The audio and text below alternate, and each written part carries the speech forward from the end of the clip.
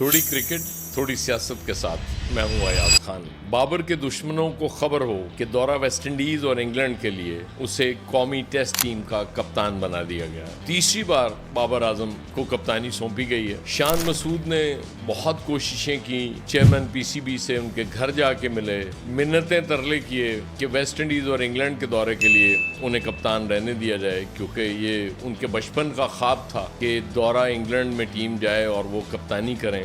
लेकिन इस बार उनकी पर्ची नहीं चल सकी। और भी नाम आते रहे इसमें। लेटली इमामुल हक का भी नाम आया, इनडायरेक्टली उनसे भी पूछा गया था कप्तानी के बारे में। और फिर सलमान अली आगा का नाम बहुत अरसा चलता रहा, क्योंकि वो वाइस कैप्टन भी थे। तो ये बिल्कुल लग रहा था कि अगर शान मसूद नहीं है तो फिर सलमान अली आगा ही कौमी क्रिकेट टीम के कप्तान होंगे।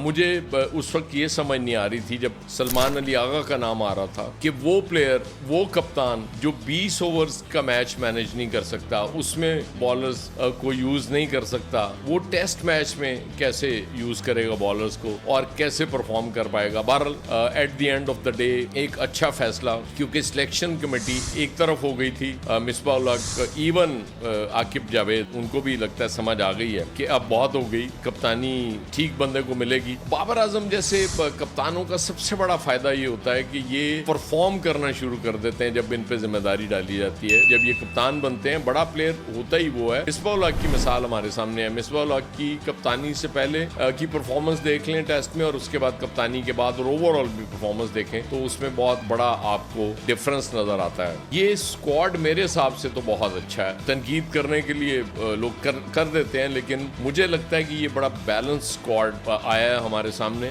और सरफराज हस्बे मामूल इसके हेड कोच भी होंगे। वो बाबर उनकी जगह कप्तान बने थे, अगर आपको याद होगा। बाबर ने 15 नवंबर 2023 को तीनों फॉर्मेट से इस्तीफा दे दिया था, कप्तानी से छोड़ दी थी कप्तानी। और उसके बाद फिर एक म्यूजिकल चेयर हमें नजर आती है, कभी शहनशाह अफरीदी, कभी मोहम्मद रिजवान, कभी फिर शहनशाह अफरीदी और फिर सलमान अली आगा। इस दौरान अगर कोई 950 और 1000 दिनों के लिए कप्तानी मुश्किल रही तो वो शान मसूद की थी, जो 12 टेस्ट हार गए बांग्लादेश से, back to back home series और अवे सीरीज हार गए। इसके बावजूद उनको कप्तानी को कुछ नहीं हुआ। उन्हें कप्तानी छोड़ देनी चाहिए थी जब वापस आए। अब हम अगर टीम की बात करें तो फास्ट बॉलर्स वेरी गुड, जबरदस्त हमें नजर आ रहा है। उसमें कॉम्बिनेशन मोहम्मद अब्बास हैं, खुरम शहजाद हैं, आमिर जमाल की वापसी है, वो बड़े अच्छे बॉलर। उबैद शाह डोमेस्टिक में बड़ी अच्छी परफॉर्मेंस उबैद शाह की, 16 मैचों में 72 विकेटें भी ले चुके हैं। और वो नसीम शाह के भाई जरूर हैं, लेकिन उनके पास स्पीड भी है, इसलिए ये बहुत अच्छा मौका होगा उनके लिए अगर उन्हें डेब्यू कराया जाता है। मोहम्मद अली ने अभी पीएसएल में जिस तरह की बॉलिंग की थी, बहुत कमाल,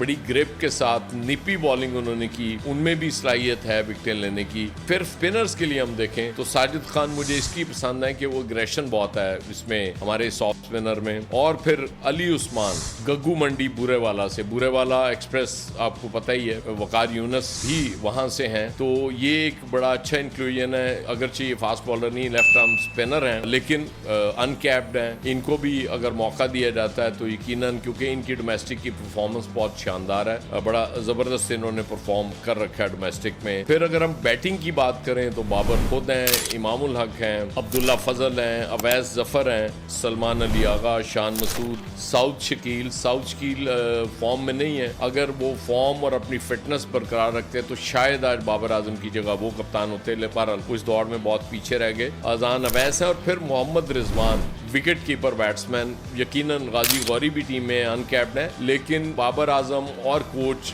सरफराज की यकीनन फर्स्ट चॉइस मोहम्मद रिजवान होगी, क्योंकि मोहम्मद रिजवान के हवाले से भी बहुत नेगेटिव बातें हुई हैं, लेकिन मुझे लगता है कि वो टीम में जगह बनाने में कामयाब हो जाएंगे। फिर अवैस जफर एक अच्छी इंक्लूजन है, वो भी अनकैप्ड है, लेकिन बड़ी अच्छी उन्होंने परफॉर्मेंस दी है डोमेस्टिक में, तो ये बड़ा जरूरी होता है कि डोमेस्टिक में अगर कोई परफॉर्म कर रहा है उसको खिलाया जाए। अब दिलचस्प बात ये, हमारी सिलेक्शन कमेटीज का उनका मौक़िफ़ और उनका मयार बड़ा दिलचस्प होता है। शहनशाह अफरीदी के हवाले से ये कहा गया कि वो चूंकि फर्स्ट क्लास क्रिकेट नहीं खेलता, इसलिए वो टेस्ट टीम में उसकी जगह नहीं बनती। अब दिलचस्प बात ये है कि बाबर आजम जाहिर है हम सबके फेवरेट हैं, हम किंग भी कहते हैं बाबर आजम को, वो भी डोमेस्टिक नहीं खेले लेकिन उनको कप्तान बना दिया गया। इस तरह की स्टेटमेंट नहीं देनी चाहिए। आप कोई और बात कर सकते हैं कि अब स्पीड शायद स्लो हो गई, शाहिनशाह अफरीदी की, और शायद हम इन 2 टूर्स के लिए उनको रेस्ट करा रहे हैं। फिर अगर देखेंगे मौका मिला तो दोबारा ला सकते हैं, लेकिन जब आपने मौकफ अपना लिया उसके बाद फिर उसी मौकफ के बरक्स जब आप काम करते हैं तो फिर आप पे तनकीद भी होती है। बाबर आजम का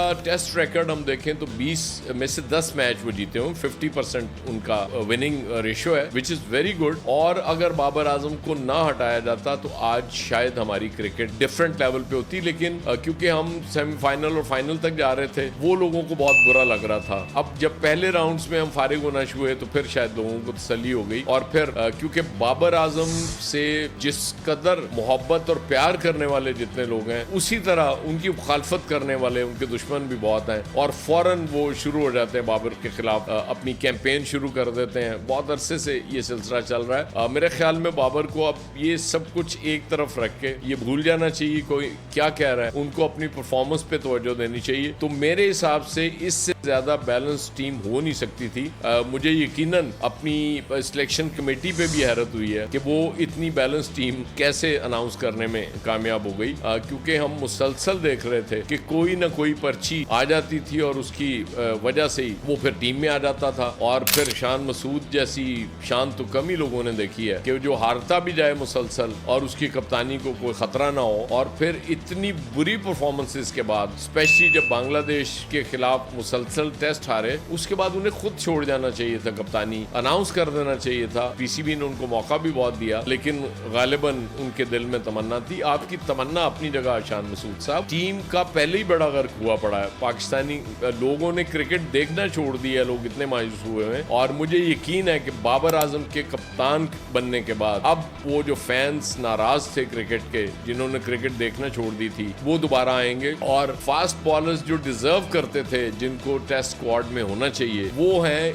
यकीनन स्पेयर हेड। इनको लीड मोहम्मद अब्बास कर रहे होंगे, और मोहम्मद अब्बास जरा सी सपोर्टिंग जहाँ पिच आएगी वहाँ आप परफॉर्मेंस देखिएगा नए बॉल से, जब वो आउट कर रहे होंगे या प्रेशर डाल रहे होंगे और दूसरी तरफ से हमारे दूसरे फास्ट बॉलर्स विकेटें ले रहे होंगे। बहरहाल all the best of luck to Pakistan cricket team, best of luck to Babar Azam, और यकीनन हम जो ग्लोरी खो चुके थे क्रिकेट में, वो दोबारा उसकी तरफ हम पेशकदमी करने जा रहे हैं। बाबर को अब मौका दिया है तो पूरा मौका दें, बहुत जल्द तनकीद करके उनको अंडर प्रेशर लाने की कोशिश न करें। ये इस मुल्क के लिए बहुत, और इसकी क्रिकेट के लिए बहुत बेहतर होगा। नकवी साहब के पास चूंकि टाइम कम होता है, इसलिए उनको ज़ाहिर रिलाई करना पड़ता है, जो टीम उन्होंने नीचे रखी हुई है। तो बेहतर ये है कि वो थोड़ा सा टाइम इन चीजों को जरूर दे दिया करें। बेशक ये सिलेक्शन कमेटी का फैसला है, लेकिन कप्तान का हतमी फैसला चूंकि चेयरमैन पीसीबी ने करना होता है, इसलिए चेयरमैन पीसीबी को कम से कम ये इख्तियार अपने पास रखना चाहिए और ये चीजें देखनी चाहिए